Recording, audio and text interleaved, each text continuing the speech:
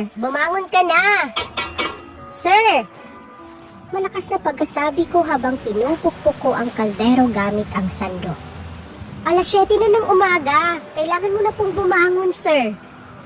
Inis na bumangon si Sir Zain mula sa kanyang kama at saka sinamaan ako ng tingin. Antok na antok pa talaga siya. What the F is that? Inis niyang tanong sa akin. Napamewang ako. Sir, hindi ka kasi nagising sa alarm clock mo. At sabi mo po, kailangan gawin ko ang lahat para magising ka dahil may meeting ka pa. Mabuti na lang at hindi po kita binuhusan ng tubig. Ginulo niya ang kanyang buhok at saka tamad na bumangon.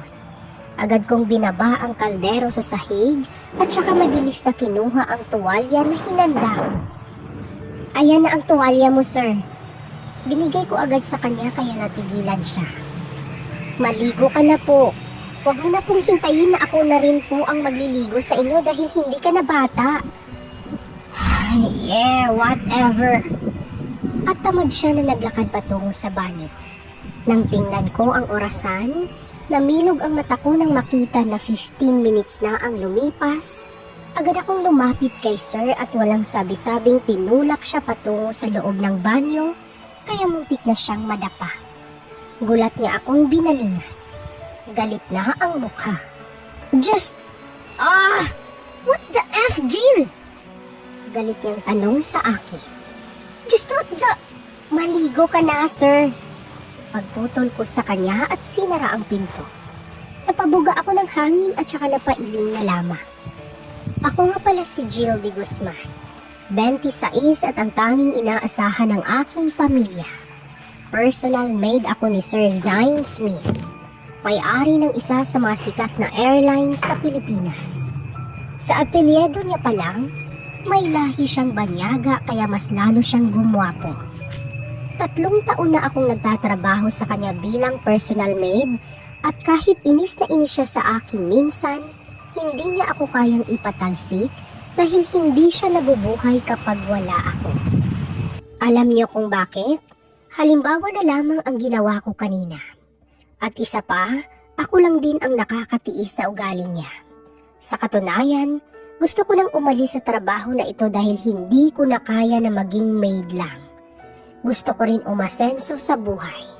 Pero ang boss ko, siya ang palaging pumipigil sa akin. Kinailangan niya pang taasan ang sahod ko para lang hindi ako umalis. At ako naman ang mukhang pera, syempre hindi ako umalis. Kailangan ko rin ng pera at hindi naman ako sigurado kung may tatanggap ba sa akin sa iba. Hinanda ko na ngayon ang almusal ni Sir Zain. Gusto nun itlog at hotdog sa umaga at saka gatas na rin. Pagkatapos kong maghanda ay bumalik na ako sa kwarto ni Sir upang tawagin siya. Kaso, pagdating ko sa kwarto, naibagsak ko na lang ang balikat ko nang nakita ko na nakahiga na naman si Sir sa kanyang kama. Nakatalikod at tanging tuwalya lang ang nakabalot sa ibabang parte ng katawan. Ay, Sir, kakain na ng almusal, Sir! Malakas na sabi ko ngunit hindi pa rin gumalaw si Sir. Basang-basa na ang kama niya dahil humiga siya agad matapos maligo. Ano ba ang gagawin ko sa boss ko? Sir Zain! Go away, Jill! Inaantok pa ako! Umawang ang labi ko at maya-maya ay nakaramdam ng inis. Ay, ganon! O sige! Hindi ka babangon? Okay! Ito gusto mo, ah? Asiko at sa sobrang inis, lumapit ako sa kanya at hinila ko ang tuwalya na nakabalot sa kanyang katawan. Hindi ko naman in-expect na hindi pala nakakapit ng maayos ang tuwalya sa kanyang katawan. Kaya hindi sinasadyang natanggal siya sa katawan niya at tuluyan kong nahila. Napaatras pa ako sa lakas ng pagkahila ko at muntik nang maupo sa sahig. Nang mahila ko, namilog ang mata ko nang makita ko ang matambok at maputi na puwet ni Sir Zain. Napasigaw ako sa gulat at napatalikod ako nang bumangon siya sa ginawa ko. What the F, Jill? You are harassing me! Napasign of the cross ako sa kaba at saka hinigpitan ang hawak sa tuwalya. Bumangon ka na kasi, sir. Malilate ka sa trabaho at saka hindi ko nakita ang matambok at maputi mong puwet. At bago pa man niya ako mapag-initan, lumabas na ako ng kwarto at daladala ang tuwalya. Sobrang sama na ng tingin ni Sir Zain sa akin habang kumakain. Kasalukuyan kong sinalina ng gatas ang kanyang baso at kung nakakamatay lang ang tingin, baka nasa kabaong na ako. Napanguso ako. Sir, pasensya na at nagawa ko yun. Late ka na kasi at hindi ko naman nakita ang matambok mong puwet. Tumigil siya sa pagsubo at saka sinamaan lalo ako ng tingin. Hindi mo nakita, pero inilarawan mo na matambok ang puwet ko. Napakagat ako sa ibabang labi. Sorry na, sir. Magpasalamat ka nga po sa akin kasi hindi ka tuluyang malilate sa meeting mo po. Yeah, thanks to you. Sarkastiko niyang sabi. And because of what you did, sasama ka sa akin. Umawang ang labi ko. Maglilinis po ako sa opisina niyo? Umiling siya. Hindi. Sasabihin mo sa mga babaeng darating na busy ako. Napangiwi ako. Malaki ka na, sir. Kaya mo na yan. Tinatanggihan mo ba ang utos ko? Tanong niya at hinaasan pa ako ng kilay. Napaayos ako ng upo. Hindi naman po, sir. Pabuti naman kung ganun. Kumain ka na at magbihis. Sasama ka sa akin. Sumama nga ako kay sir. Suot ko ang ordinaryo ko na damit dahil hindi papayag si sir na magsusuot ako ng uniforme ko sa kasambahay. Well, 1 taon na akong hindi nagsusuot kaya mukha na akong normal na tao sa bahay niya at hindi kasambahay lang. Sir, sa labas na lang siguro ako dahil baka darating mga babae mo. Ani ko. Kumunot ang noo niya at tumigil sa pag-upo sa kanyang swivel chair. What? Mga babae? Wala akong babae, Jill. Napakamot ako sa aking ulo. Mga admirers mo pala, sir. Kaya sa labas po ako para mapigilan ko silang lahat. Hindi na niya ako mapigilan lalo na nang lumabas ako sa kanyang opisina. Nadatnan ko pa nga ang kanyang sekretary na nasa edad 40 yata na lalaki. Sa mukha niya, mukha siyang stress na stress. Pinapahirapan yata siya ni Sir Zain. Naku, sa ugali ng lalaking yun, talagang impyerno ang buhay ng sekretary nito. Napailing na lang ako at saka umupo na lamang sa may bakanting upuan. Hindi pa nga ako nagtatagal sa pagtambay sa labas, biglang may dumating na isang sexy at magandang babae. Napatayo ako agad. Hey, old man! Tawag ng babae sa sekretary ni Sir Zain na siyang ikinagulat ko. Ang bastos, walang respeto. Where is Zain? May meeting po siya ngayon, ma'am. Si Daddy ang ka-meeting niya at hindi pa sila nag-start. Kaya I am sure na nasa loob pa ng opisina si Zain. Kaya papasukin mo ko, old man. Humalukip-kip ang babae at nagtaas ng kilay. Tumikhim ako. Excuse me, ma'am. Umaling sa akin ang babae. What? Wala po kasing inaasahan na bisita si Sir Zain, kaya sa susunod na lang po. Mahinahon ko na pagkasabi. And who are you? Tinaasan niya ako ng kilay at pinasadahan pa ng tingin. Ikaw ba ang sekretarya? Hindi po, ma'am. Ang sabi po ni Sir ay wala po siyang oras sa mga babae. Namilog ang mata niya sa sinabi ko. And why? Bigla siyang nainis. Kung makapagsalita ka ay parang ang ganda-ganda mo. You think papatulan ang isang katulad mo ni Zain? Oh my gosh! Dream on, girl!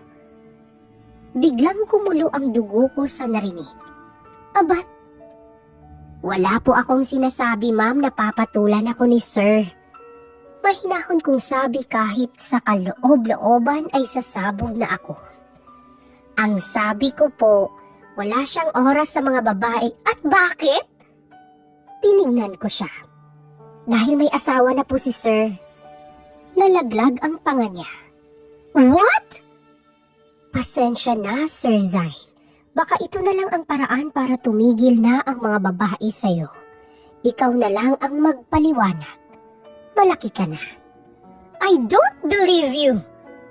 Tiningnan niya ang sekretaryo na ngayon ay nagulat din sa sinabi ko. Totoo ba ang sinabi ng babaeng yan? Totoo ang sinabi ko, ma'am. Sabi ko sabay ngiti. Kasal na po si Sir Zain kaya wala na siyang oras sa mga babae dahil may asawa na po siyang maganda, sexy at mabait. Hindi na maipinta ang mukha ng babae at napaatras sa sinabi ko. No! I don't believe you, muchacha! Asik niya at nag-walk out. Napangiti na lamang ako at napatingin sa sekretary ni Sir na ngayon ay gulat na gulat pa rin. Ngumiti ako sa kanya. Okay lang yun, Manong. Si Sir Zain na ang bahalang magpaliwanag. Buhay niya yun. At saka tinulungan ko lang siya na hindi busitin ng babaeng yun. Wala pa akong narinig mula kay Sir Zain simula nang nakauwi kami galing sa kanyang trabaho. Mukhang hindi naman yata siya nagalit sa sinabi ko dahil di naman niya ako kinumpronta. Nandito ako ngayon sa kwarto ko habang nag-aayos ng mga gamit. Sa gitna ng aking pag-aayos, nag-ring ang cellphone ko. Itinigil ko ang aking ginagawa at saka sinagot ang tawag. Hello, Ma? Jill, kumusta ka na? Bumuntong hininga ako. Okay lang naman, napatawag ka. Naku, napatawag ako dahil may magandang balita ako sa'yo. Natigilan ako. Ano po yun? Hindi mo na kailangang magpakahirap dyan sa trabaho mo, anak. Maligayang sambit sa akin ni Mama. Umuwi kasi ang tita Carol mo galing Japan at isasama ka niya para mabigyan ka niya ng trabaho. Malaki ang sahod, anak. Hindi mo na kailangang maglinis, magluto o maging kasambahay. Magagamit mo na ang kagalingan mo sa pagkanta. Napangiti ako sa sinabi ni Mama at biglang na-excite. Ngunit saglit lang yun dahil agad napawi nang maalala ko si Sir Zain. Ma, huwag ka na maghirap dyan. Oo, alam kong hindi mo maiiwan dahil malaki ang sahod mo. Pero grabing pagod naman ang pinagdaraanan mo. At malay mo, tulad ng tita Carol mo, makapag-asawa ka ng mayaman na Hapon. Hindi mo na kailangang maghirap, anak. Hindi ako nakapagsalita. Pangarap ni Mama sa akin ay makapag-asawa ako ng ibang lahi. Huwag daw mga Pinoy dahil wala raw kwenta. Iniwan kasi siya ni Papa noong mga bata pa kami para sa ibang babae, kaya ayan na ang nasa utak niya. Mukhang may ginagawa ka pa yata. Ibababa ko na ito. Umuwi ka, ha? Tatawag ako ulit para sabihin sa'yo kung ano ang gagawin mo. Basta huwag ka nang manatili dyan. Di ka aasenso niyan. At ibinaba na ni Mama ang tawag. Kinagat ko ang ibabang labi ko at nilagay sa kama ang phone. Bumuga ako ng hangin at saka nagpatuloy na lang sa pag-aayos ng gamit. Totoong gusto ko na umalis dito kahit malaki ang sahod ko at sakto lang upang maitaguyod ang pamilya at ang sarili ko. Pero gusto ko rin makaranas ng ibang trabaho na gustong gusto ko. Hindi ko alam kung paano ako magpapaalam kay Sir Zain. Baka hindi ako papayagan at baka lalakihan pa ang sahod ko. Pero bahala na. Susubukan ko ulit. 2 araw kong inisip ang desisyon ko bago naging final. Ngayon, magpapaalam ako kay Sir na aalis na ako. May papalit naman sa akin na taga-amin, kaya hindi na mahihirapan si Sir. Sana naman ay pumayag na siya at huwag na magtaas muli ng sahod. Malulugi siya sa akin. Nagtungo ako sa opisina niya dito sa bahay. Dala ko ang merienda niya at sa totoo lang, kinakabahan ako. Pero kailangan kong gawin ito dahil baka habang buhay na akong stuck sa kanya. Ayaw ko iyon dahil gusto ko rin mag-explore. Magandang umaga, sir. Sabi ko pagpasok ko. Nadatnan ko siyang nakatingin sa screen ng kanyang laptop sa may desktop. Nandito na po ang merienda niyo. Lumapit ako sa kanya at inilapag sa lamesa niya ang merienda. Wala ka bang gagawin ngayon? Tanong ni Sir Zain habang nasa screen pa rin ang tingin. Nagtitipa pa. Wala naman po. Tumikim ako. Actually, nandito po ako dahil may sasabihin po ako. Natigilan siya sa pagtitipa at saka nag-angat ng tingin sa akin. Napalunok ako, lalo na ngayong sinalubong niya ako na nakakunot ang noo. What is it? Kinagat ko ang ibabang labi ko at saka bumuga ng hangin. Kasi sir, bala ko na sanang umalis na sa trabaho. Sabi ko at nagbaba ng tingin. Hindi siya nagsalita kaya kinakabahan ako. Nang mag-angat ako ng tingin, malamig na ang tingin niya sa akin. May papalit naman po sa akin. Agad ko nadagdag dahil sa kaba. Kakilala ko po, taga-amin kaya mapagkatiwalaan mo po siya. Umigting ang panga niya sa sinabi ko. Why? Hindi ba sapat ang sahod? Dagdagan ko pa? Namilog ang mata ko at agad umiling. Hindi po. Hindi naman po about sa sahod, sir. Actually, super thankful po ako dahil dito ako napadpad sa inyo. Pero kasi gusto ko rin po sumubok ng bagong trabaho, sir. May offer kasi sa ibang bansa at bala ko yun kunin. Tumayo si Sir Zain sa kanyang upuan kaya naalarma ako. Tiningnan niya ako at inilagay sa bulsa ang kanyang mga kamay. Nalaman ng lahat na kasal ako dahil sa sinabi mo kay Daniela. Panimula niya. I didn't have a choice but to say yes, that I am married. Napakamot ako sa aking ulo. Pasensya na sir at nasabi ko yun. Parang iyon na lang yata ang paraan And now, my parents na nasa ibang bansa are asking me kung totoo yun. They need evidences. They want to see my wife. Naku, kaya mo na yun sir. No, hindi ko kaya. Pagputol niya sa akin. Lalo na't ikaw naman ang gumawa ng issue ko. Napalunok ako. Kaya hindi ka aalis. Lilinisin mo ang kalat. Aniya. Po? Paano ko po gagawin yun? Nasabi ko na. Ayun nga, Jill. Nasabi mo na. At ngayon, balak mo pang umalis sa trabaho mo. Hindi ko alam kung ano ang gagawin ko. Feeling ko ay may masamang balak si Sir Zain. Humakbang siya palapit sa akin kaya medyo napaatras ako. Sa bawat hakbang niya, bumibilis ang tibok ng puso ko. Idagdag mo pa ang lamig ng opisina niya. Mas lalong nakakakaba. I have an offer. Aniya nang tumigil siya sa paghakbang. Sir, kahit ano pa ang offer, kailangan ko pong 1 house and lot, 2 brand new cars, 5 million cash. Be my wife. Diretsahan niyang sabi na ikinalaglag ng pangako. Ano? Hindi mo na kailangang maglinis o kung ano-ano pa. Pakasalan mo ko and be my wife, Jill. Bumilis lalo ang tibok ng puso ko, ngunit hindi na iyon dala sa kaba. Iba na ito. Hindi ko alam pero para akong biglang nanghina. Bakit ako? Napakurap-kurap ako. Marami namang babae dyan at ikaw ang gusto ko. Pagputol niya sa sinabi ko. Kaya tanggapin mo na ang offer ko. Hindi mo na kailangang umalis. I won't treat you as my maid anymore. You don't have to clean anything. You only have to be my wife. I will treat you as my wife, Jill. Paano nangyari ang lahat ng ito? Lord, Gusto ko lang namang umalis para maging singer sa ibang bansa tapos ganito na. At ang laki pa ng offer. Hindi mo kailangang magdesisyon ngayon. Aniya at saka bumalik na sa kanyang desk. Lumabas ka muna. Dapat bukas ay may desisyon ka na. I won't take no as an answer, Jill.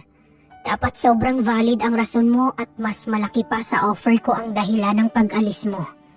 Papayagan kitang makaalis. Pero sir, no buts, Jill. At itinuunan niya ang kanyang sarili sa screen at nagpatuloy sa pagtitipa. Hindi ako makatulog dahil sa sinabi ni Sir Zain. Gagawin niya akong asawa niya. That means, pakakasalan niya ako at mag-iisa na kami? Hala, Diyos ko, ano ba kasi itong ginagawa ko? Sana sinabi ko na lang na busy si Sir at bumalik na lang siya bukas. Ay, ang bobo ko. Ako ang nabiktima sa sarili kong kagagawan. Pero ang laki ng offer. Sino naman ang tatanggi? Pakakasalan lang naman at wala naman akong boyfriend. Hindi naman ako malulugi kasi gwapo si Sir at ako lang ang nakatiis sa ugali niya. Kaya siguro sinabi niya na gusto niya ako. Hindi gustong na gusto talaga. House and lot. Hindi na namin kailangang magbayad buwan-buwan sa inuupahan ng mama at mga kapatid ko. 2 sasakyan. Pwede naman iyon ibenta dahil wala namang marunong sa aming mag-drive. And lastly, 5 million pesos. Nako, baka kapag tapos sa pag-aaral ang mga kapatid ko niyan. Bumangon ako sa kama at tinawagan si mama. Ano, nakapagdesisyon ka na ba? Agad na bungad ni mama nang sinagot niya ang tawag. Ma, hindi ko po tatanggapin ang offer. Ano? Mananatili kang kasambahay dyan? Tumaas ang boses ni mama. Ano ba naman yan, Jill? Wala ka bang pangarap? Ito na, oh. Dumating na. May nag-offer na. Bakit hindi ka pa? Gusto mo ba maging kasambahay habang buhay? Ma, hindi ako magiging kasambahay habang buhay. Oh, ayan naman pala. Bakit ayaw mo? Napahilot ako sa aking sentido. Sa lakas ng boses ni Mama sa kabilang linya, ay halos mabingi ako. Ma, may bagong pangarap na ako. At ano? Magiging kasambahay habang buhay? Hindi. Umayos ako ng upo. Ang bagong pangarap ko ay maging isang milyonarya. Ngumisi ako pagkatapos. Ano? Nahihibang ka na ba? Paano ka magiging milyonarya kung kasambahay ka lang? Ibababa ko muna ito, Ma. May gagawin lang ako para matupad ko ang pangarap ko. Pangako, bibigyan kita ng house and lot. 2 kotse at 5 million cash. Kapalit ang pananahimik mo dyan at huwag mo na akong kulitin para mag-Japan. Aba't ambisyosa! Binaba ko na ang tawag at saka napabuga ng hangin. Tumawag si Mama ngunit hindi ko na sinagot. Baliw na yata ako pero siguro matalinong desisyon itong ginagawa ko. Hindi naman siguro scammer si Sir Zain. At hindi naman siguro habang buhay ay maikakasal sa kanya. At may kasalanan din naman ako kaya wala akong choice. Hindi naman siguro siya mag-o-offer kung hindi ko sinabi sa babaeng yun na kasal na si Sir Zain. Kaya kinabukasan, nagtungo ako sa opisina ni Sir Zain dito sa bahay niya. Sir Zain, namilog ang mata ko at agad tumalikod nang nadatnan ko siyang nakatopless habang nagpupunas sa kanyang basa na buhok. You didn't knock, Jill. What are you doing here? It's still early. Namula ang mukha ko. Sir Zain, nandito po ako para sabihin sa iyo ang desisyon ko. Look at me then. Napasinghap ako. Pero sir, magbihis po muna kayo. Tumikim ako. Parang hindi mo pa nakita ang katawan ko ah. Ramdam ko na natutuwa siya. Kailangang masanay ka na dahil kapag tinanggap mo ang offer ko, araw-araw mo na itong makikita. Mas lalo lamang pumula ang pisngi ko at halos gusto ko nang lumabas. Kay aga-aga, mas gusto ko pang marinig ang striktong Sir Zine kesa ganito. Sa ilang taon ko ritong nagtatrabaho bilang personal maid niya, ngayon pa lang ako nakaramdam ng ganito. Parang hindi ko pa talaga siya kilala. Parang kailangan ko pang kilalanin si Sir Zine Smith. Pero dahil hindi ako tumingin sa kanya, siya ang lumapit sa akin at napasinghap na lamang ako nang hawakan niya ang balikat ko. Now, what's your decision, Jill? Are you going to marry me? Or you are going to accept my offer? Parang wala naman yata akong mapagpipilian. Pareho pa rin naman yun. Nang nasa harapan ko na siya ay napaatras ako. Topless pa rin kasi siya at ang tuwalya na ginamit niya sa pagpunas ng kanyang buhok ay nasa balikat niya.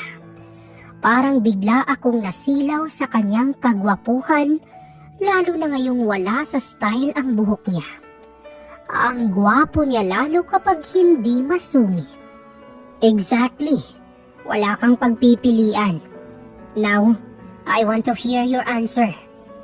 Tiningnan ko siya at nakita ko na natigilan siya lalo na nang magkatinginan kami.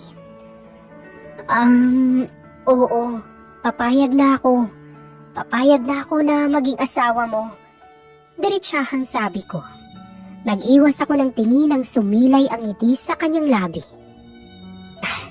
Good girl, Jill.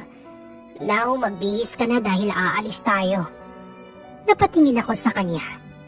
Saan tayo pupunta? Umangat ang sulok ng kanyang labi. Magpapakasal tayo. Umawang ang labi ko at natulala na lamang. Nagtungo kami sa munisipyo para magpakasal. Hindi ko alam kung ano ang dapat kong maging ekspresyon sa plot twist ng buhay ko.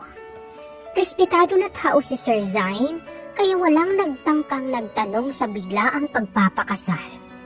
Parang karangalan pa nga sa kanila na tumungtong si Sir Zine sa munisipyo nila. Hindi ako marunong humalik. Agad kong sabi sa kanya at uminit ang pisngi ko sa hiya. Pwede sa cheeks na lang. Gumuso siya at hinapit ang bewang ko, kaya nagkalapit ang katawan namin. You are now my wife, Jill. You own me, and I own you.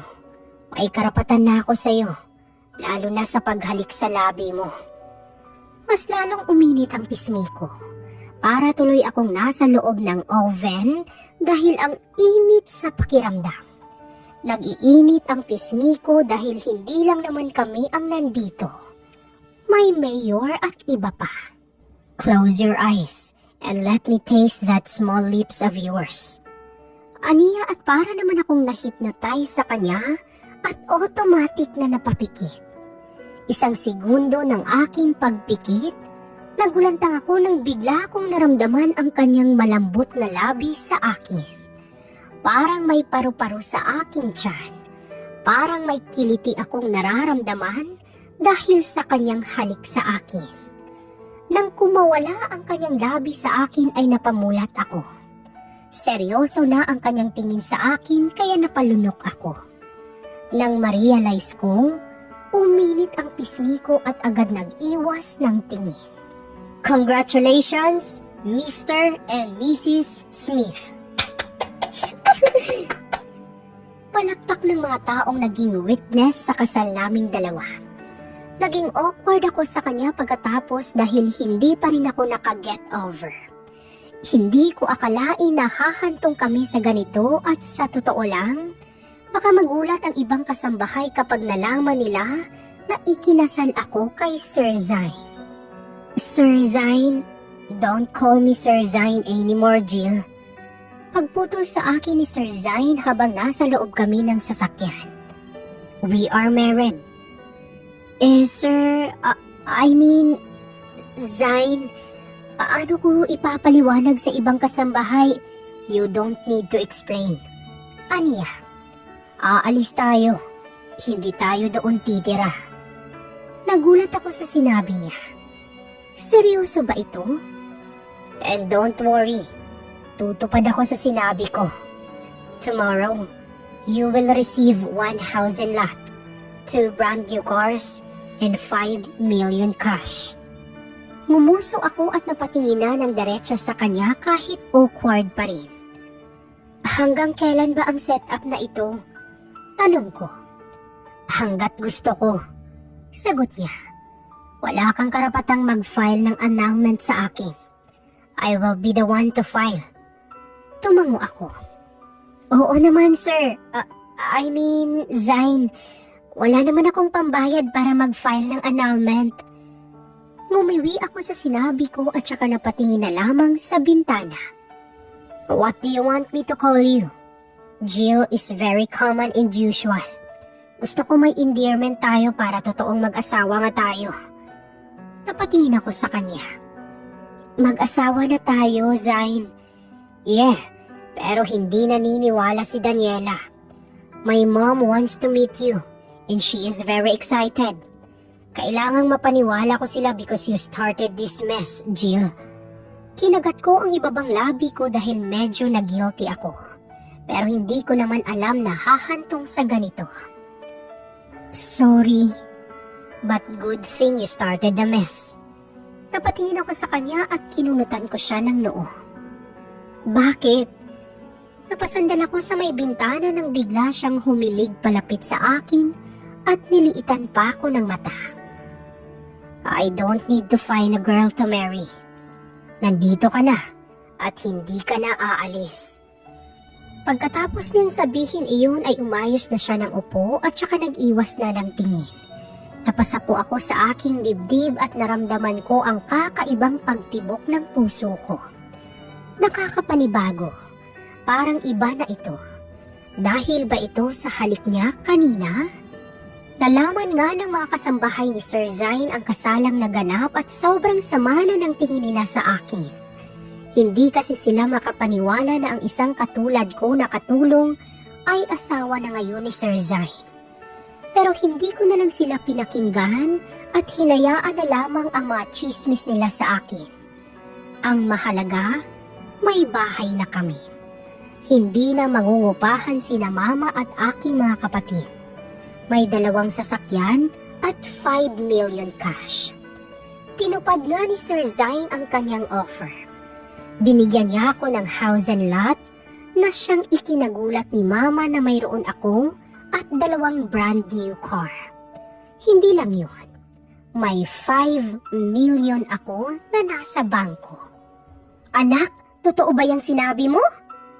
Hindi makapaniwalang tanong ni mama sa kabilang linya. Huwag mo nga akong biruin ng ganyan. Napaka-imposible niyang sinasabi mo. Posible siguro kung sasama ka kay Tita Carol mo sa Japan at mag-asawa ng Hapon. Nahihiyang napatingin ako kay Sir Zain na ngayon ay nakahalukip-kip na nakatingin sa akin. Sinabi niya kasi na tawagan ko ang mama ko kaya ginawa ko. Totoo nga ang sinabi ko, Ma. May pera na tayo. May bahay at sasakyan. At paano mo naman yan nakuha, Aber? Tiningnan ko si Sir Zain at tumango siya sa akin. Napalunok ako at saka sinagot ko ang tanong ni Mama. Nagpakasal po ako sa boss ko. Pumikit ako pagkatapos sabihin iyon at halos mabingi ako sa malakas na boses ni Mama sa kabilang linya. Ano? Nagmulat ako at nakita ko na tumalikod na si Sir Zain kaya nagtungo agad ako sa sulok ng bahay upang makausap ng maayos si Mama. Ma, huminahon ka. Paano ako hihinahon, anak? Nagpakasal ka sa amo mong matanda. Tanga ka ba? Bakit ka nagpakasal sa matanda, anak? Ma, hindi po Ikaw na nga ang nagsabi na kulubot na ang balat. Pangit! At halos hindi na makakalakad yung amo mo kaya hindi ka makakaalis sa trabahong yan. Tapos ngayon sasabihin mo sa akin na nagpakasal ka sa kanya? Ay, anak naman! Napangiwi ako sa litanya ni Mama. Nagsinungaling kasi ako sa kanya noon. Sinabi ko sa kanya noon na hindi ako makaalis Dahil matanda na ang amo ko at hindi ko alam na naniwala pala siya sa kasinungalingan ko. Ma, joke lang po yun. Hindi po matanda ang boss ko. Sa katunayan, ay ewan ko sa'yo anak. Huwag mo nga akong utuin at umuwi ka na lang dito. At biglang nawala ang tawag. Tama ba ang narinig ko? Sinabi mo sa mama mo na ang amo mo ay isang matanda. Napasingap ako at agad binalingan si Sir Zain na ngayon ay salubong na ang kilay. Sir Zain, call me love. Aniya at lumapit sa akin kaya kinabahan ako. Don't call me Sir Zain anymore. Oo, pasensya na. And I don't want your mom to see me as an old man. Aniya at nang tuluyan ng nakalapit, ay hinapit niya ang bewang ko, kaya napasinghap ako at mas lalong napalunok. Ang kanyang mga mata mapungay na. Pasensya na, sasabihin ko. Umangat ang sulok ng kanyang labi. Yes, you should. Pupunta tayo sa bahay mo para sabihin sa kanila na kasal na tayong dalawa. Hala, hindi pwede. Pangit ang bahay doon at malapit sa squatter area. I don't mind, Jill. Gusto ko makilala ako ng mama mo at makita niya na hindi pa ako matanda. At hindi nga nagpaligoy-ligoy si Zain at naghanda na kami patungo sa bahay namin. Tinawagan ko si mama at sinabi ko sa kanya na pupunta kami ng asawa ko, pero tinawanan niya lang ako. Ewan ko kay mama.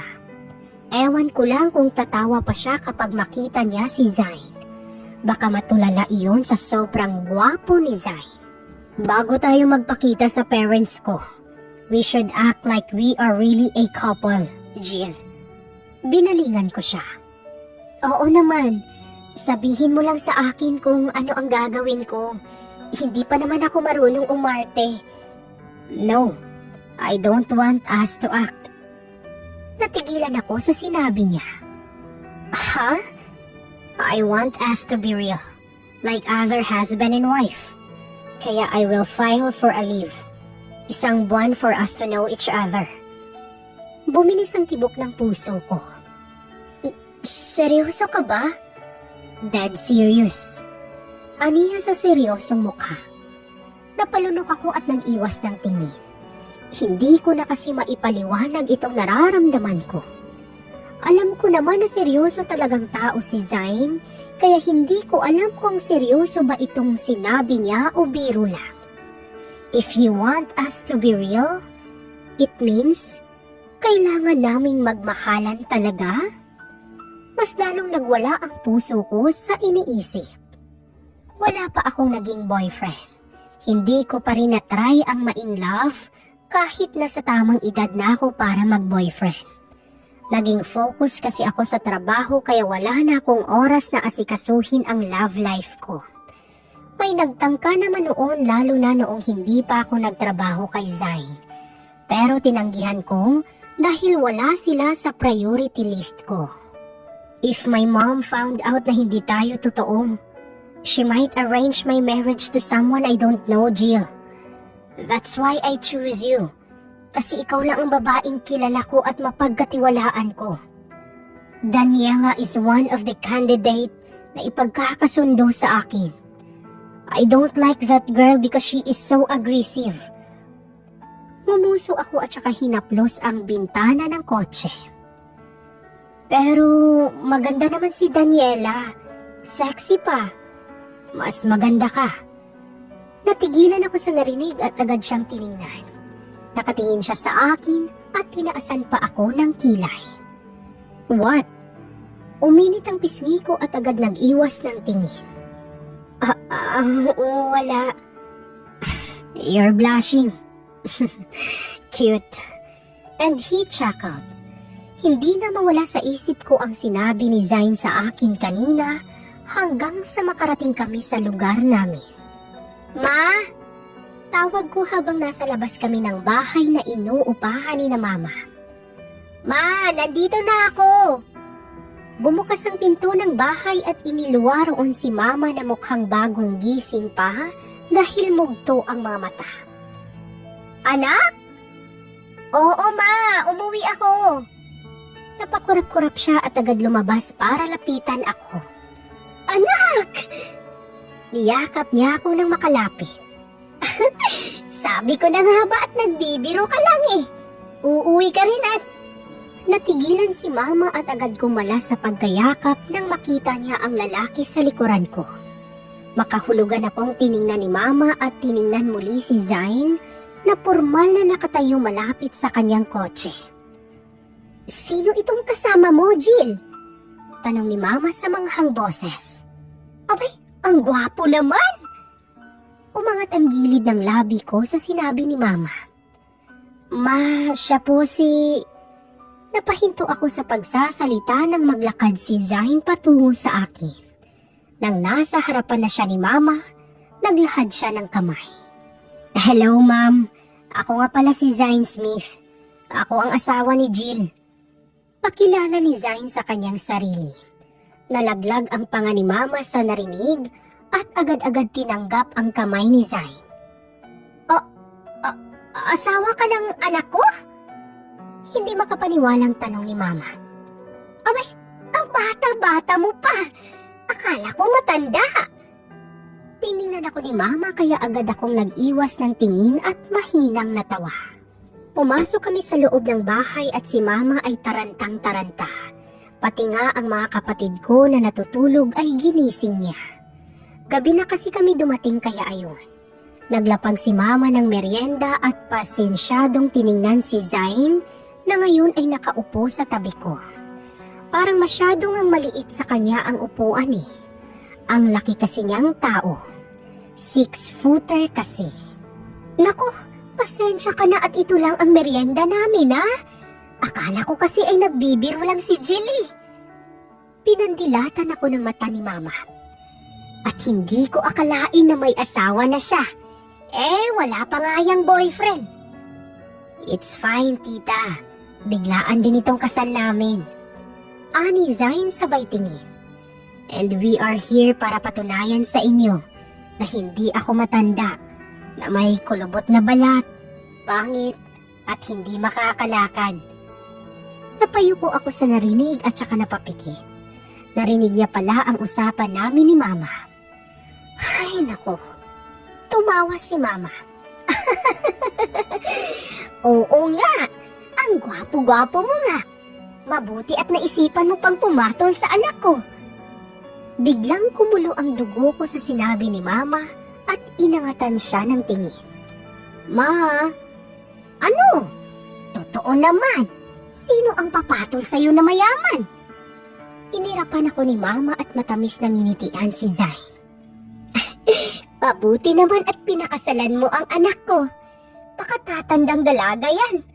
Kapag kasi aabot ng 30 ang babaeng yan at hindi pa kasal, bala ko sanang ereto sa isang hapon na kakilala ng tita Carol niya. Naku, mabuti naman at dumating ka sa buhay niya, iho. I am lucky to have her, tita. She is the only person whom I trust the most. Kaya pasensya na at hindi ko siya maalis-alis sa amin. Ay, naku, walang problema. Huwag kang manghingi ng pasensya. Kung gusto mo, ikulong mo na lang habang buhay sa bahay niyo at gumawa kayo ng maraming bata kasi ang ganda ng lahi mo. Uminit ang pisngi ko sa sinabi ni mama at napasulyap kay Zain na ngayon ay nakangisi na. Umawang ang labi ko. Yes, we will give you lots of grandchildren, tita. Nako, dapat 10, ha? Tapos dapat kamukha mo lahat. Napasapo na lamang ako sa aking noo sa kahihiyan na nararamdaman. Ay, ano ba naman to? Mama ko ba talaga to? Tumayo na ako at tiningnan si mama. Ma, uuwi na po kami. Hindi, gabi na. Lumapit si mama sa akin at hinawakan ako sa braso. Nilakihan niya ako ng mata. Dito na kayo matulog. May kwarto naman sa bakante. Sinulyapan niya si Zain. Dito na kayo matutulog, iho, ha? para gagawa na kayo ng bata. Naku, naku. Wala pa ba kayong honeymoon? Ma, tama na po. Nahihiya kong sabi. Not yet, tita. But I am planning to file a leave for our honeymoon. Maganda yan, iho. Kung gusto niyong magpahinga, dito na kayo sa bakanting kwarto.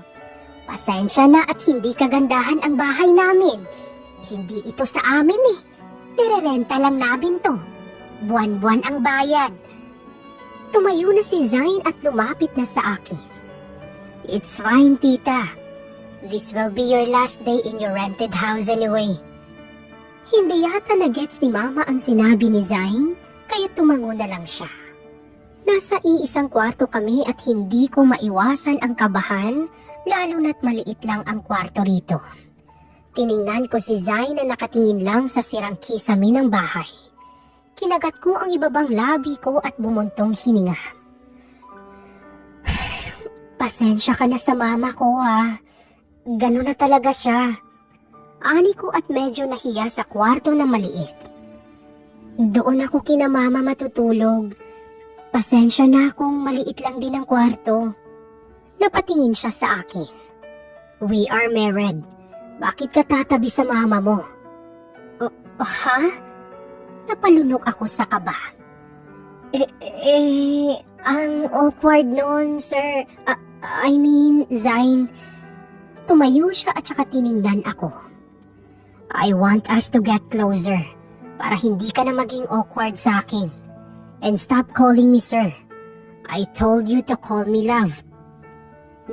Saka na lang siguro kapag makikipagkita na tayo sa mga magulang mo. Palusot ko dahil nakakahiyang sabihin iyon sa kanya.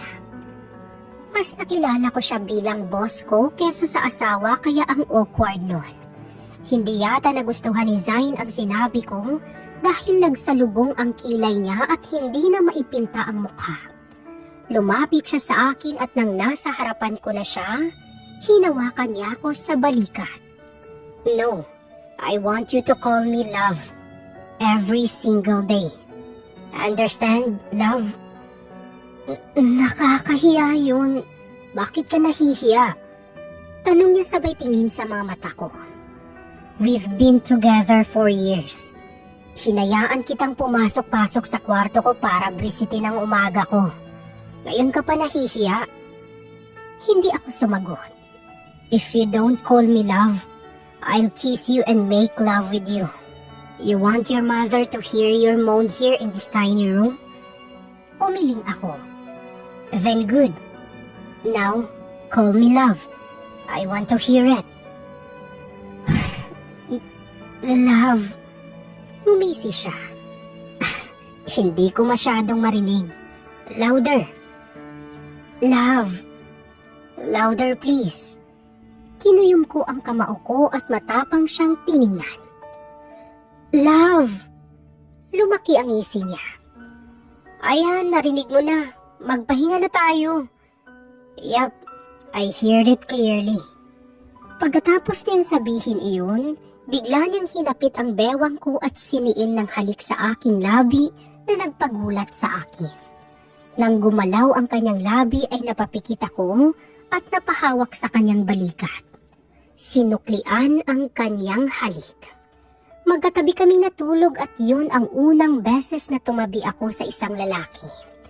Hindi lang siya lalaki dahil asawa ko siya, kaya nga napuyat ako at palaging humihikab ngayon na nasa hapagkainan kami dahil hindi ako nakatulog dahil sa awkwardness. Sinabi ni Zain sa pamilya ko na lilipat na sila ng bahay at halos luhuran na ni Mama si Zain dahil sa balita. Masaya ako na masaya si Mama at ang mga kapatid ko.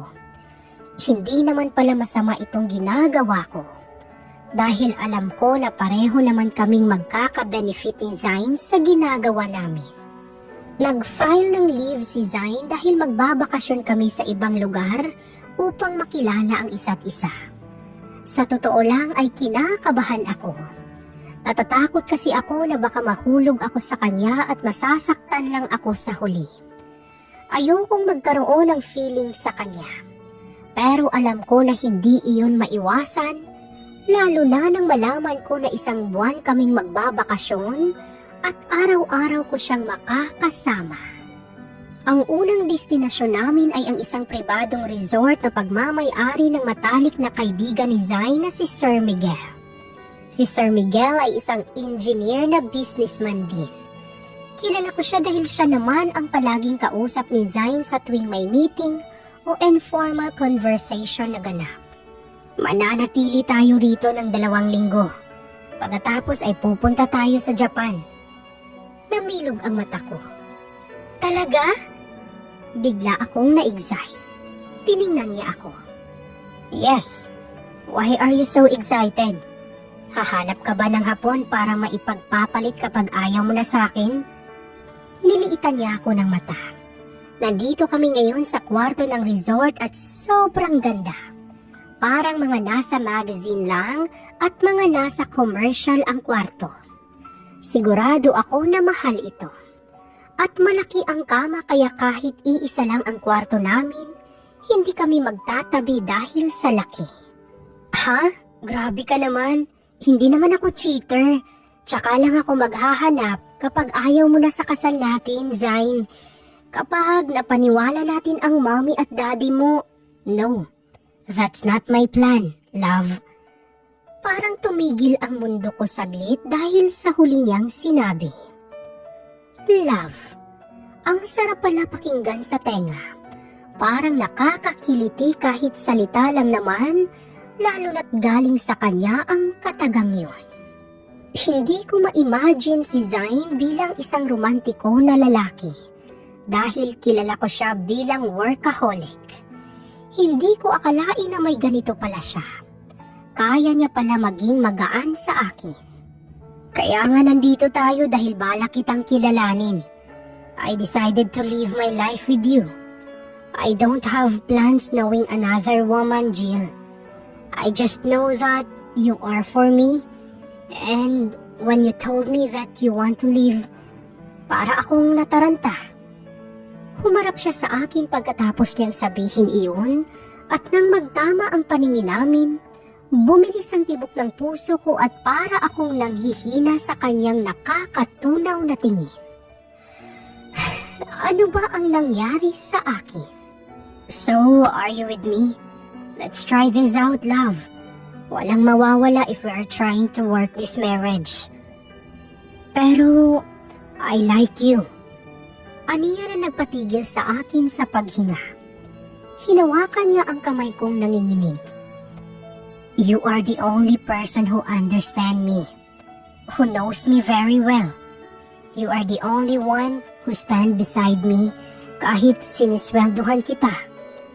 I know it's weird to be married to a personal maid, but I would rather live my whole life with you than with a random girl my family wants for me. Weird ba na bumibilis itong puso ko sa pagtibok kapag sinasabi niya iyon sa akin o kapag lalapit siya sa akin? O sign na ito na napapansin ko na siya, na may pagtingin na ako sa kanya.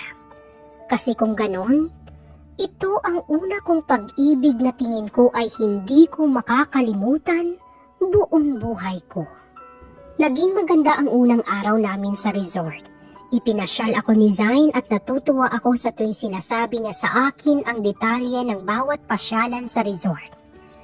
Let's eat. Pagkatapos maliligo tayo sa pool. Aniya sabay hawak sa kamay ko. Natigilan ako at napatingin sa maliit kong kamay na sakop-sakop ng kanyang malapad at malaking kamay. Ang liit ko pala. Umupo kami sa may upuan. May restaurant sa tabi ng dagat at ang ganda naman talaga ng view, kaya siguro marami ang kumakain dito. What do you want to eat? Tanong ni Zine sa akin ng makapwesto. Hindi naman ako mapili kung ano na lang sa'yo. Sabi ko. You don't have allergies? Tanong niya. Umiling ako. O wala, hindi maarte ang katawan ko. Umisi siya. How about me? You know what my allergy is?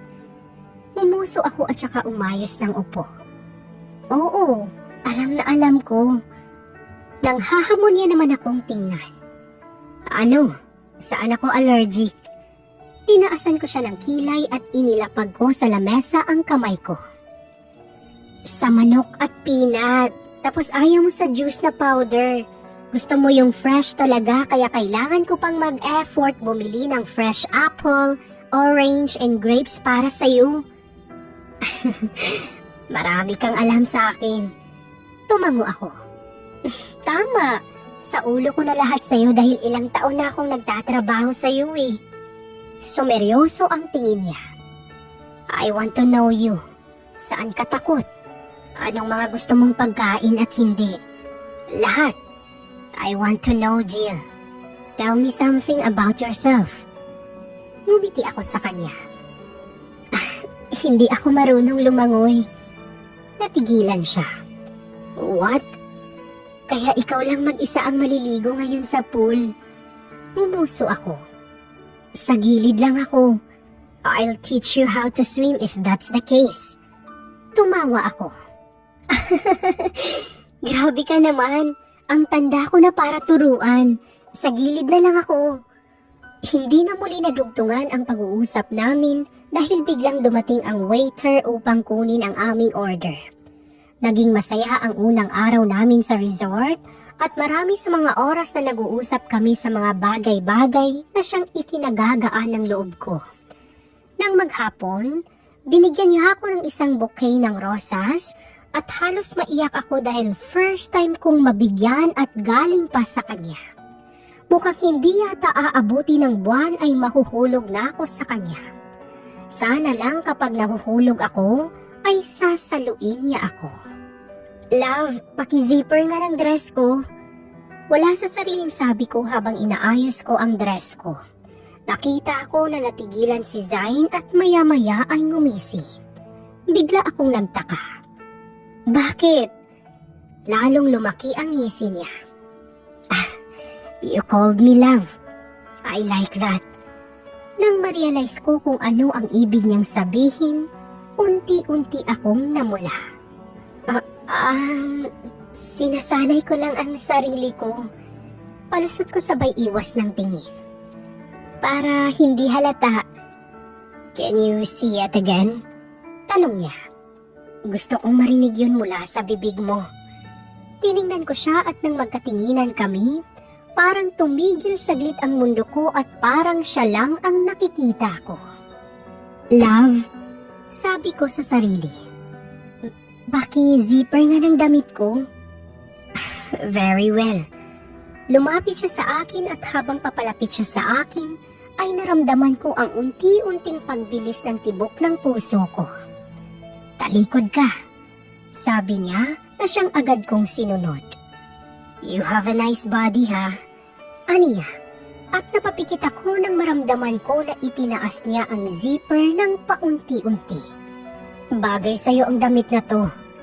Aniya pagkatapos maisara ang zipper.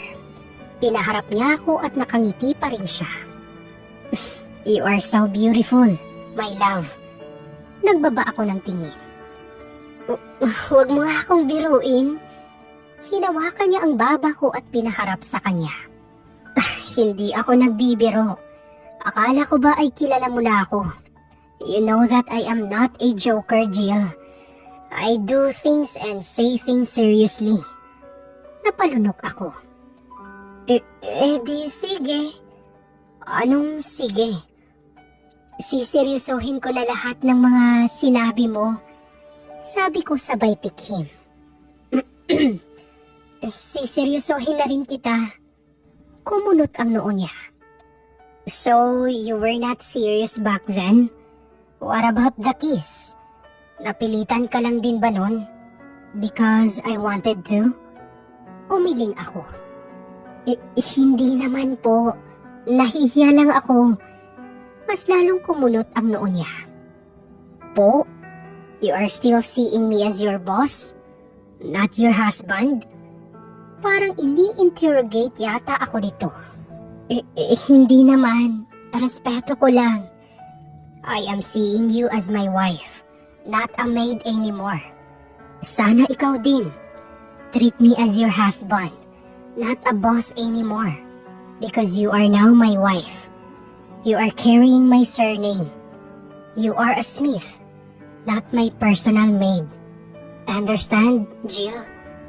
Tiningnan ko siya at kinagat ko ang ibabang labi ko bago tumango. Oo, inilahad niya ang kanyang kamay. Then, let's go. Tumango ako at tinanggap ang kamay niya. Nag-date kami sa isang restaurant sa resort. Iba ito sa pinuntahan namin noong nakaraan. Unlike sa una na malapit sa dagat. Malayo ito tsaka sobrang close ang lugar. Parang nasa isang party ng mga mayayaman kami dahil bumagay ang mga suot namin sa tema ng lugar. Para kaming nasa isang ball. May nakita ako na malaking chandelier at kadalasang kulay na nakita ko ay red, gold, white, and black. Wow! Ang ganda! Hindi ko maiwasang sabihin sa sobrang mangha. Parang wala tayo sa isang resort. Yap, magaling talaga ang kaibigan ko. Aniya. Kaya maraming bumibisita rito dahil you can have two worlds. You don't have to go to a place like this dahil nandito na sa iisang lugar. This is unusual sa mga resort. Tumango ako. Sang-ayon ako sa kanya. Tama ka. Let's go. May inihanda ako para sa'yo. Napangiti ako at biglang na-excite. Dinala niya ako sa isang silid. Walang ibang tao kundi kami lang at ang isang waiter na naghihintay. Nakatayo sa tabi. Namangha ako sa loob dahil salamin ang nakita ko. Sarili namin ang nakita namin. Anong klaseng silid ito? Bakit puro salamin? Pagtingin ko sa ibabaw ay nakahinga ako ng maluwag nang makita na ilaw ang nakita ko. Akala ko ay salamin din. For you. Naibaba ko ang tingin ko kay Zain at napasinghap ako nang makita ko ang isang bouquet ng bulaklak. Para sa akin, tumango siya. This is for you, my love. Aniya at tumayo para makalapit sa akin at para tuluyang ibigay sa akin ang bulaklak. Tinanggap ko ang bulaklak at saka ngumiti sa kanya. Salamat. Pangalawang beses ko nang nakatanggap ng bulaklak mula sa iyo. I know, but I am planning to give you more flowers. Aniya at saka ngumuso. Talikod ka saglit. I have something for you. Tumango ako at saka excited na tumalikod mula sa kanya. Hawak-hawak ko ang bulaklak na bigay niya habang naghihintay sa kanyang ibibigay. Nakita ko sa salamin na aking kaharap na parang may kinuha si Zain mula sa pocket niya at nang makita ko kung ano ito, biglang bumilis ang tibok ng puso ko lalo na nang hinawi niya ang buhok ko para lang mailagay ang kumikinang na kwintas sa leeg ko. Zain, this is for you. This necklace is a sign na committed ako sa'yo, na hindi na ako hahanap ng iba, at ikaw na lang ang paglalaanan ko ng oras.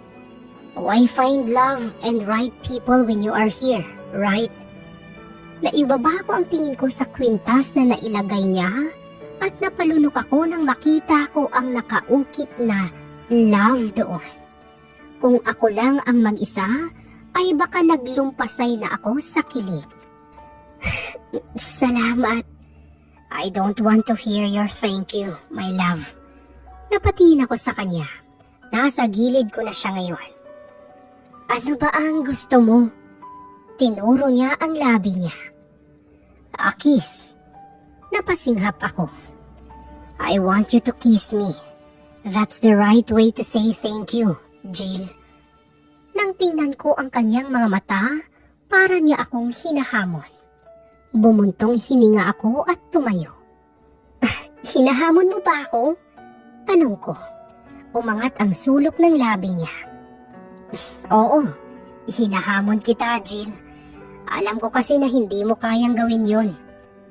Binaba ko ang bulaklak at saka mariin siyang tiningnan. Zain, tawag ko sa kanyang pangalan. Humanda ka at tumingkayad ako para maabot ko ang kanyang mga labi. Nang lumapat ang labi ko sa labi niya, ay naramdaman ko ang kanyang paghapit sa aking bewang palapit sa kanya. Kaya napapikit ako at saka napahawak sa bewang niya. Naging maganda ang date naming dalawa. Bukod sa naghalikan, kumain din kami ng masarap na dinner. Pagkatapos ay nanood din kami ng palabas sa loob lang din ng magandang silid na ito. Nagpaalam ako saglit kay Zine na lumabas dahil tatawagan ko si Mama. Habang naglalakad ako sa isang hallway, nakasalubong ko ang isang babae na hindi ko sana papansinin, kaso bigla akong binangga. Aray! Nasabi ko at napahawak sa balikat ko. Tiningnan ko ang babae at natigilan ako nang makita ko kung sino ito. Siya si Daniela. Siya ang babae na may gusto kay Zine. Tiningnan niya ako mula ulo hanggang paa at nakita ko nang umiwi siya. Oh, look who's here! Humalukip-kip siya. Bakit nandito ang muchacha ni Zine? And you are wearing an expensive dress. Sinong kasama mo? Tiningnan ko siya. Kasama ko ang asawa ko. Natawa siya. Yeah, siguro matanda ang asawa mo dahil naka-afford ka ng ganyang damit. Miss, wala akong oras sa'yo kaya pasensya na. Nagulat ako nang hinawakan niya ang braso ko. No, hindi ka aalis. Nag-uusap pa tayo. Excuse me? Natigilan si Daniela nang biglang nagsalita ang isang staff ng resort. Kilala niya ako, kaya bigla siyang nataranta lalo na nang nakita niyang namula ang braso ko dahil sa hawak ni Daniela sa akin. What? Asik ni Daniela. Ano po ang pinag-awayan niyo? Tanong ng staff. Hinablot ko ang kamay ko mula kay Daniela at hinarap ang staff. Wala naman po. Ma'am, ang sabi po ni Sir Zine ay bumalik daw kayo agad. Ani ng staff na ikinamilog ng mata ni Daniela. Hinarap niya ang staff. Wait, Zine is here? Tumango ang staff. Yes, ma'am. He is with his wife. Umawang ang labi ni Daniela. Sino ang asawa niya? She is right beside you, ma'am. Mahinahon na sagot ng staff sabay tingin sa akin. Nalaglag ang panga ni Daniela at hindi makapaniwalang tiningnan ako. Ikaw? Natawa siya. Are you kidding me? Umiling ako. Hindi. Napaatras siya at tawang-tawa. Hindi rin makapaniwala. Bakit ka naman papatulan ni Zine? Sa pagkakaalam ko, isa kang personal maid and nothing else. How could you say that? Kailanman ay hindi papatol si Zine sa isang katulad mo. Tinaas ko ang kaliwang kamay ko para maipakita sa kanya ang mamahaling singsing. Pruweba na ba ito para maniwala ka na kasal ako kay Zine? Tanong ko. No! You are lying, Peach! Ikaw na nga ang nagsabi na may asawa si Zine na isang maganda, sexy at mabait. Now, were you referring to yourself before? Sarkastiko siyang tumawa. Ang feeler mo naman. Now I have an evidence kung paano ko mapapahindi sa'yo si tita. Kapag nalaman niya na ang pinakasalan ng kanyang uniko iho ay isang dukha, ayawan ka niya. She won't accept you as her son's wife. Feeler. Nakita ko na umatras na ang staff para yata sabihin kay Zine ang komosyon. Aalis na rin sana ako dahil ayaw ko rin ng gulo, kaso hinawakan niya muli ako sa braso. Huwag mo nga akong hawakan. Inis kong sabi. Kung ayaw mong maniwala, edi wag. Hindi kita pinipilit. Gusto ko lang sabihin na tigilan mo na si Zine dahil may asawa na siyang tao at ako yon. Hindi mo ko kilala. Kung ayaw mong makulam, bitiwan mo ang braso ko. No! Hindi ko matatanggap na ikaw ang asawa ni Zine. Wala kang maipagmamalaki. Hindi ka mayaman. Mariin ko siyang tiningnan. Meron akong maipagmalaki, Miss Daniela. At ano yun? Tinaasan ko siya ng kilay. Kagandahan ko. Natawa siya. Ang feeler mong muchacha ka. At tinulak niya ako kaya muntik na akong mapaupo sa sahig. Hindi ka maganda. Ang mga dukha, hindi magaganda. Kulang lang ako ng ilang perfume at gluta na paligos sa'yo. Pero masasabi ko na mas maganda ako. Sabi ko para mas inisin pa siya lalo. Kita ko naman ang inis lalo sa mukha niya. How dare you!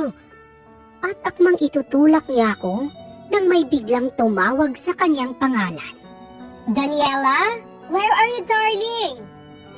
Namilog ang mata ni Daniela at nagulat ako nang lumapit siya sa akin upang hawakan ang kamay ko at ilagay sa kanyang dibdib. Napasinghap ako at napaatras nang bigla niyang itinulak ang sarili niya gamit ang kamay ko kaya napaupo siya sa sahig. Nagulat ako. Baliw ba siya? Bakit niya ginawa iyon? Lumitaw ang isang ginang na parang may kamukha. Nang makita niya si Daniela na nakaupo na sa sahig, ay agad niya itong nilapitan. Daniela! What happened to you, darling? Nagulat ako nang umiyak si Daniela at niyakap ang babae. Tinuro niya rin ako. That girl is Zain's wife, tita. Tinulak niya ako dahil nagsaselo siya sa akin. Napangiwi ako sa sinabi niya. Hindi totoo yan. Tinulak niya ang sarili niya. Napatingin sa akin ang babae na tingin ko ay ang mama ni Zain. Nandito na pala sila. How could you? Ikaw ba ang asawa ni Zain? Bakit mo tinulak si Daniela? Akala ko pa naman ay mabait ang asawa ng anak ko. Excuse me po, pero hindi ko tinulak si Daniela. Tinulak niya ang sarili niya nang marinig niya ang boses mo. Hindi totoo yan! Asik ni Daniela. Tinulak niya ako, tita. This means na masama ang ugali ng napangasawa ni Zain. Hindi mo siya dapat i-welcome sa family ninyo, tita.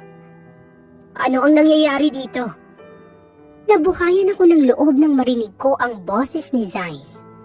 Anak, your wife. Sinaktan niya si Daniela. Hindi ko akalain na ganito pala ang pinili mo na maging asawa. Daniela is better than her, anak. Hindi man galit ang tunog ng boses, pero tunog dismayado na tuloy. Nang nakalapit na si Zain sa akin ay hinawakan niya ako sa kamay kaya napalunok ako. Kilala ko ang asawa ko, ma'am. Hindi niya magagawa yon. Ani Zain, defending me. Kung ano ang lumabas sa bibig niya, iyon na yun. But Daniela said, totoo ang sinabi ko, Zain. Masama yung asawa mo. Sinabihan ba naman ako na mas maganda siya sa akin? At totoo na tinulak niya ako. Asik ni Daniela. But she is telling the truth, Daniela. Ani Zain sabay tingin sa akin. Bigla akong nahiya kaya napayuko ako. She is more beautiful than you. Umawang ang labi ni Daniela sa gulat. Kumunot naman ang noo ng mommy ni Zain. Zain, that's bad. How could you say that? But I am just telling the truth, Mom. I am defending my wife. This is not what I am expecting. I want us to meet in a very formal way. But I am disappointed na ganito ang uri ng pagkikita natin, Mom. And you, seeing my wife as a bad girl here, I don't know what to say. Ayaw ko rin na ayawan mo ang asawa ko. At ayaw ko rin humiwalay sa kanya. And why is that? Tanong ng mommy ni Zain. Bakit ayaw mong iwan siya? Matagal bago nakasagot si Zain. Because I am in love with her, Mom. Napasinghap ako at gulat na napatingin kay Zain na ngayon ay nakatingin na rin sa akin. Biglang nagwala ang puso ko sa narinig. Totoo ba to? And I love her. She is the woman I want to spend with. Siya ang gusto kong maging ina ng mga anak ko. Wala akong pakialam sa estado ng buhay niya. Ipaglalaban ko siya if ever you will try to ruin us. Nang tingnan ko ang mami ni Zain, nakangiti na ito at si Daniela naman ay hindi na maipinta ang mukha sa narinig. Very well. Let's see each other tomorrow night, anak. I want to meet and know your wife. Umawang ang labi ko. Pero tita, ani Daniela. Let's go, Daniela. Baka hinahanap ka na ng mommy mo. Ani ng mommy ni Zain at umalis na sila. Naiwan naman kaming dalawa ni Zain sa hallway. Napaaga yata ang meet and greet with parents, Zain. Wala sa sariling sabi ko. Yep, napaaga rin ang confession ko. At tumawa siya. Napatingin ako sa kanya. Aha? Kinindatan niya ako. Wala. Ano, natawagan mo na ba ang mama mo? Umiling ako. Hindi pa. Hinarangan ako ng babae mo eh. Hinalikan niya ang pisngi ko na ikinagulat ko. Ikaw lang naman ang babae ko. At namula ang buong mukha ko sa hiya at kilig. Kinabukasan, naghanda muli ako para sa pagkikita namin ng mommy at daddy ni Zain. Isang formal attire ang suot ko at ayon din ang kay Zain. Magkahawak kamay kami habang papatungo sa venue at hindi ko maiwasan ang kabahan. Bad impression yata ang nakuha ko sa mommy mo kahapon dahil kay Daniela. Sabi ko, hindi pa kami nakarating. Baka ayawan na talaga niya ako. Umiling siya sa akin. Hindi. Mommy is not like that. She will give you a chance at hindi ko hahayaan na aayaw siya sa'yo. Pagdating namin sa venue, nakita ko agad si Daniela na ngayon ay masama na ang tingin sa akin. Sa tabi niya ay tingin ko ay mommy niya, ay katulad din niya ay masama rin ang tingin sa akin. Sa kabilang banda ay ang mga magulang ni Zain na ngayon ay may ngiti sa mga labi. It's nice to finally see you again, anak. Salubong ng mommy niya na parang hindi kami nakita kahapon. Niyakap niya ang anak niya at pagkatapos ay tiningnan ako. I am sorry about yesterday, Iha. Okay lang po. Ngumiti siya sa akin. Maupo kayo. Agad kaming nagtungo sa aming pwesto at sa kasamaang palad, kaharap ko si Daniela na ngayon ay umiirap na sa akin. Son, I am actually happy nang malaman ko na may asawa ka na. Ani ng lalaki na tingin ko ay daddy ni Zain. Now, can you introduce her to us? Yes, Dad. Tito Zandro. She is actually Zain's former personal maid. Pagsabat ni Daniela na ikinagulat ko. Hindi niyo siya dapat wini-welcome ng ganito ka-ingrande because she doesn't have a Waltz blood. Hindi siya galing sa mayamang pamilya at wala siyang dugong mayaman. Daniela, Iha. Tita? I can't just stay silent. Akala ko pa naman ay ako ang maipakakasal kay Zain. Pero hindi ko akalain na isang maid lang pala ang pipiliin ni Zain and it hurts my ego. Matagal ko nang inaasam because you promised me na ako ang magiging asawa ni Zain and you like me as his wife. I didn't promise you, Iha. Ani mami ni Zain. Ang sinabi ko lang, kapag walang mahanap na babae si Zain para sa kanya, ay ikaw ang gusto kong ipakasal sa kanya. He found love. Wala kaming pakialam sa estado sa buhay, Iha. Basta mamahalin at aalagaan lang ang anak ko. Tinuro ako ni Daniela. And she's a gold digger. I am sure hindi niya mahal si Zain. I heard binigyan siya ni Zain ng 1 house and lot, 2 brand new cars in cash. Hala, paano niya nalaman iyon? Napangisi si Daniela nang makita ang reaksyon ko. You think hindi ko malalaman? I have so many people, kaya malalaman ko agad. Unlike you na isang hampas lupa lang enough. Napatayo na si Zain na galit na. Anak, I don't if care kung ano ang sasabihin mo tungkol sa asawa ko. Sino ka ba ha? Sabi ni Zain sa sobrang galit. If you have nothing to say, get the F out of here. Sinisira mo ang dinner date. You have no respect at kahit ano pa ang gagawin mo, hindi mo ako mapapalingon sa'yo.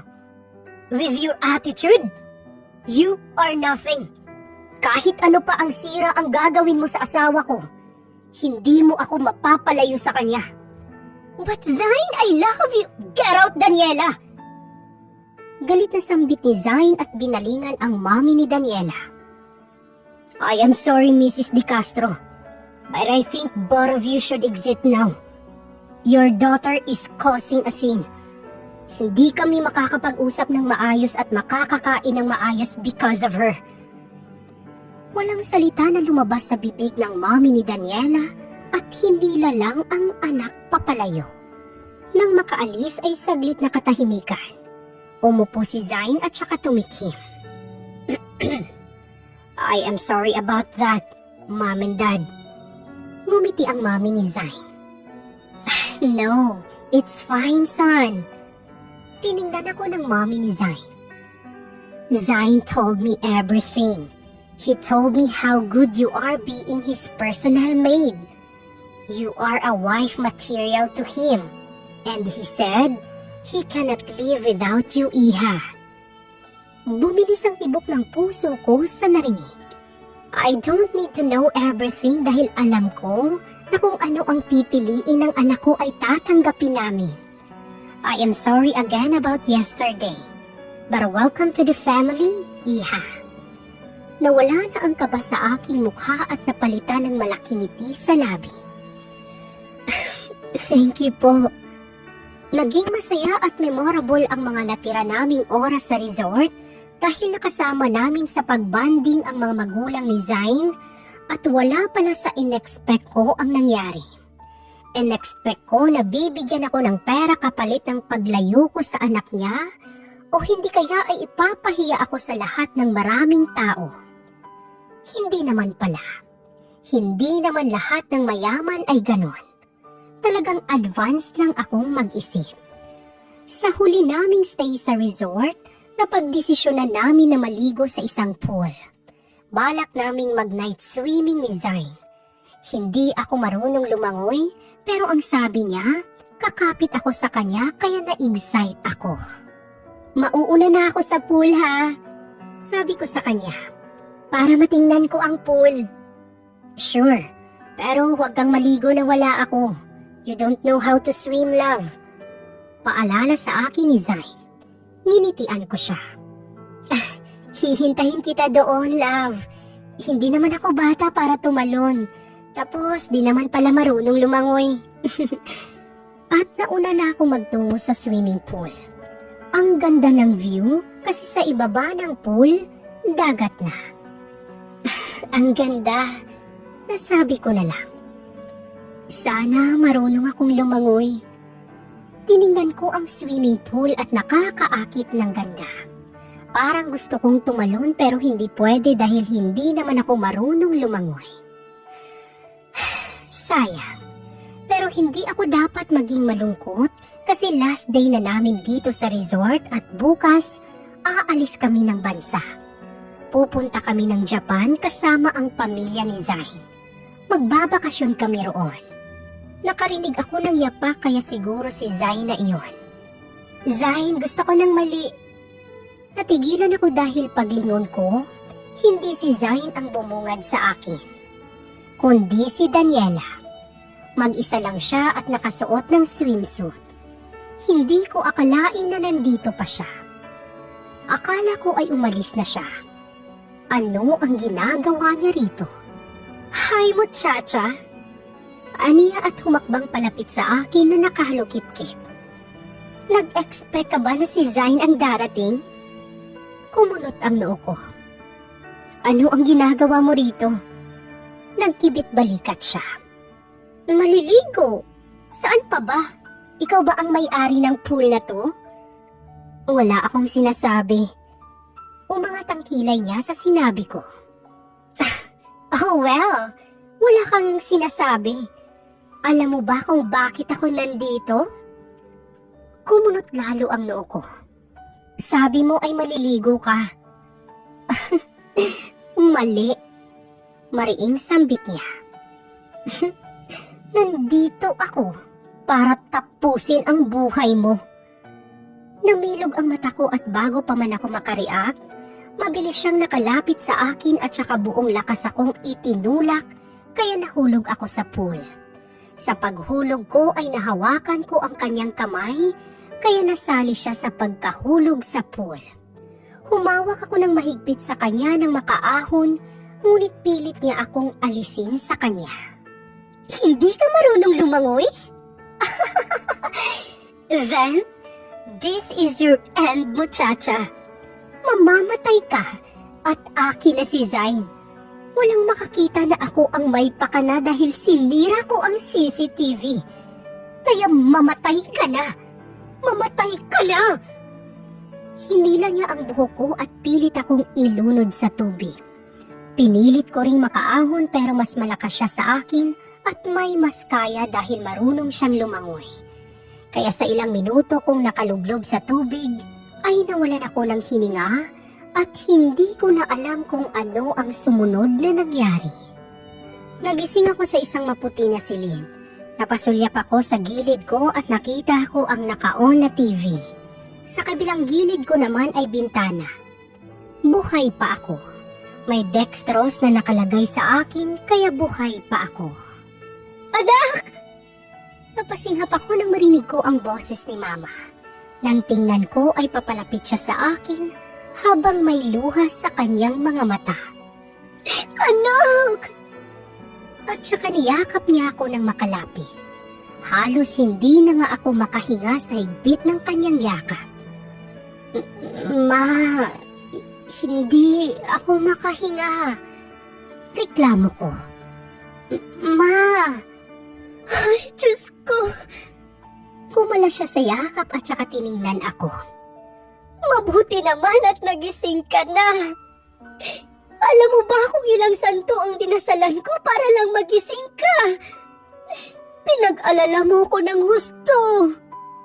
Hindi pa sapat ang sabunot at sampal ko sa babaeng gumawa nito sa'yo. Kung may dala lang akong gunting ay kinalbo ko na ang babaeng yun. Nangilid ang luha sa aking mata. Buhay pa ako. Oo, buhay ka pang gaga ka. Mabuti at nakita ka ng asawa mong nilublob ng babaeng yun. Akala mo naman kung gaano kaganda. Paiyak-iyak pa at sinisisi ka pa sa nangyari sa'yo. Ma, si Zain po. Asawa mo? Umuwi muna kasi walang tulog ang asawa mo kakahintay sa pagising mo. Kaya kapag gumaling ka na, gilingan mo ng gilingan para hindi na manghihina yun. Kahit naghihina pa ako ay hindi ko maiwasan ang mamula sa kanyang sinabi. Ma, joke lang. Pero sana gumaling ka na dahil nag-alala ang asawa mo. Parang hindi yata mabubuhay kung wala ka. Napangiti siya. Mahal na mahal ka yata ng lalaking yun. Anak, mahal mo rin ba siya? Napasinghap ako. Ma, nagtatanong lang ako. Ano kasi sabi ng asawa mo? Mahal ka niya. At natatakot siya na mawala ka sa buhay niya. Gusto kong marinig ang sagot mo kung mahal mo pa rin ba siya? Kinagat ko ang ibabang labi ko bago tumango. Opo. Hindi naman po mahirap mahalin si Zain, Ma. Ito ang una kong pag-ibig. Hinaplos ni Mama ang pisngi ko. Masaya ako para sa iyo, anak. Totoo po. Hindi niyo na po ako ipipilit sa hapon? Niliitan ko siya ng mata. Kung hindi ka marunong pumili, ipipilit talaga kita sa hapon. Kaya lang bukod sa mayaman ang napili mo, gwapo pa at mabait. Pati ang pamilya niya ay mabait. At hindi matapobre kaya bagay kayo sa isa't isa. Napangiti ako sa kanya. Maraming salamat, Ma. Maraming salamat din anak dahil buhay ka. Aniya at saka hinalikan ako sa noo. 2 oras yata ang hinintay ko sa kwarto bago ko mahagilap muli si Zain na ngayon ay halos hindi na humiwalay sa akin. Paggaling mo, aalis agad tayo patungong Japan. Aniya sa akin. Isasama natin ang mama mo at mga kapatid mo. Pero paano si Daniela? Ano na ang nangyari sa kanya? Tiningnan ako ni Zain. Kailangan niyang managot sa ginawa niya, Jill. Nahuli ko siyang nilunod kanya. Gusto kong sumabog sa galit dahil sa ginawa niya sa'yo. So she deserves to go to jail. Pero, no buts, Jill. Hindi natin dapat i-tolerate ang ganon. She almost killed you. Kaya huwag ka nang magreklamo and just let her be. She needs to learn her lesson for almost taking you away from me. Hindi ako nagsalita. You understand? Tumango ako at saka yumakap sa kanya. Kailan ako aalis sa ospital? Kapag gumaling ka na. Magaling na ako. Di bukas. Lalabas ka na sa ospital at aalis na tayo patungong Japan. Pero bago yun, may gusto lang akong itanong. Napaangat ako ng tingin sa kanya. Ano yun? Nilapit niya ang mukha niya sa akin. Mahal mo na ba ako? Matagal bago ako nakasagot. Oo. Sumilay ang ngiti sa kanyang labi. Are you sure? Mahal mo na talaga ako? Yumakap ako lalo sa kanya sabay nguso. Oo nga, boss. Boss? Can you say it to me? Ang alin? That you love me. Bumuntong hininga ako sabay tingin sa kanya. Mahal kita, Sir Zain Smith. Kiss me if you really do. Hamon niyang sabi. Namula ang buong mukha ko pero kinaya ko pa rin ilapit ang sarili ko sa kanyang mukha at siniil siya ng halik. Nakalabas ako sa ospital kinabukasan at nagplano na kami sa pagtungo sa Japan kasama ang aking pamilya at ang kanyang pamilya. Wala akong balita kay Daniela dahil ayaw sabihin ni Zain. Pero hindi na rin ako nagpumilit dahil ginawa naman ako ng masama ng babaeng yun. Nang magtungo kami sa Japan ay marami kaming pinuntahan na lugar. Masaya ako dahil kasama ang pamilya ko sa adventure na ito, kaya hindi lang ako ang naka-experience, kundi sila rin. Simula noon, naging maganda na ang takbo ng buhay ko at nang makauwi kami sa Pilipinas, pinakasalan ako ni Zain sa ikalawang pagkakataon. Pero sa puntong ito, sa simbahan na at mahal na namin ang isa't isa. Ang dating personal maid ni Zain Smith, isang businessman at bilyonaryo, ay personal wife na niya ngayon. At pagsisilbihan ko siya hindi na sa paglilinis, kundi sa pagmamahal na. You may now kiss the bride. Anunsyo ng pari kaya humarap kami ni Zain sa isa't isa at inangat niya ang belo ko. Narinig ko ang sigawan ng ilan sa mga bisita, kaya parang na-pressure ako lalo na't sobrang gwapo ng aking kaharap ngayon. Humanda ka sa honeymoon later, my love. Mahina niyang sabi sabay hapit sa bewang ko. Sisiguraduhin kong makakabuo tayo mamayang gabi. Ngumiti ako sa kanya. Handa naman ako, Zain. Pumungay ang kanyang mga mata at napapikit ako nang siniil niya ako ng isang matamis at marahan na halik sa labi.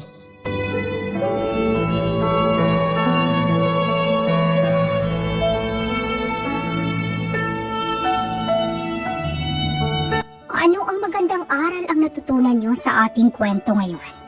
Mag-comment lang kayo sa baba at asahan nyo ito'y aking babasahin at pupusuan.